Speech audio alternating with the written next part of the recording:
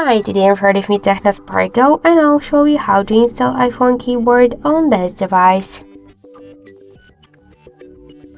So we should first open the Play Store application and then in the search pool enter the green Apple keyboard. So now we should get this application, so tap the install button and wait a couple of seconds.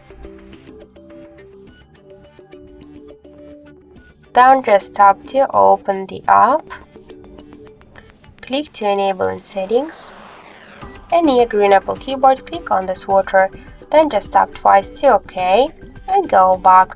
Click to switch input methods and switch your current keyboard to the green Apple keyboard. So now the process is finished, and let's just check the new keyboard look.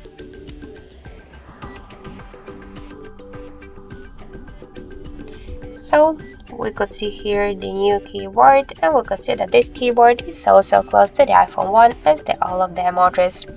So that's it, thank you for watching, and if you like this video, leave thumbs up and subscribe.